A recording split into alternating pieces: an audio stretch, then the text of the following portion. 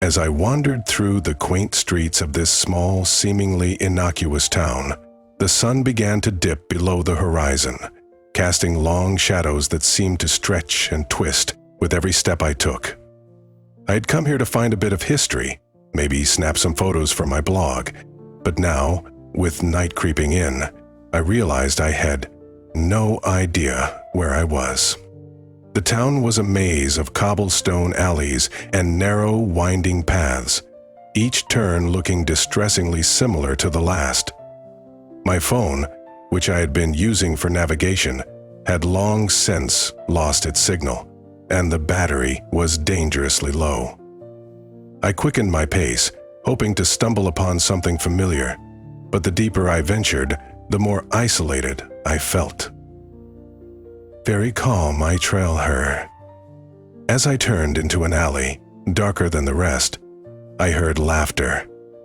Not the warm, welcoming kind, but something more sinister, like the chuckle of a secret shared among thieves. Before I could backtrack, 3 figures emerged from the shadows, blocking my path. They were all smiles, but their eyes were cold, calculating. "Hey there, Lost," one of them asked with a mockingly sympathetic tone, stepping closer. I nodded, trying to keep my voice steady. "Yeah, I just need to find my way back to the main road." "Oh, we can help with that," another said, his voice dripping with feigned kindness. They gestured for me to follow, but something in their manner made my skin crawl. I hesitated, but with no other options, I stepped forward. We walked for what felt like too long, the streets becoming even more deserted, the lights fewer and dimmer. My unease grew with each step, until we reached an abandoned building on the outskirts of town. "Here we are," one of them said, pushing open a creaky door. I knew this was wrong. Every instinct screamed at me to run, but as I turned to flee, hands grabbed me from behind. Panic surged through me as they dragged me inside.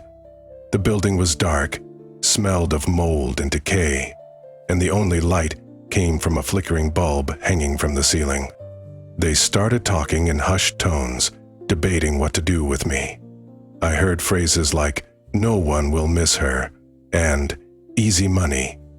My heart raced, my mind spinning for any escape. In a moment of desperate clarity, I remembered the whistle I always carried for safety. I fumbled in my pocket, found it, and blew as hard as I could. The shrill sound echoed through the empty building, startling my captors. In that split second of confusion, I broke free, sprinting towards what I hoped was an exit.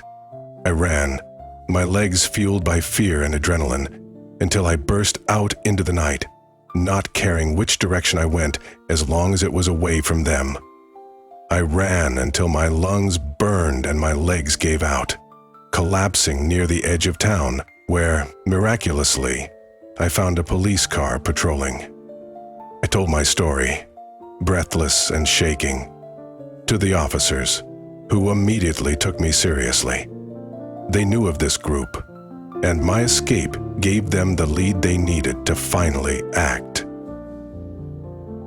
They escorted me back to my car, ensuring I was safe until I was well out of town.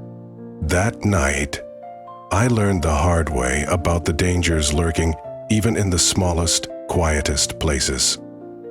I never returned to that town, but the experience sharpened my senses, taught me to trust my gut, and never to underestimate the darkness that can hide in plain sight.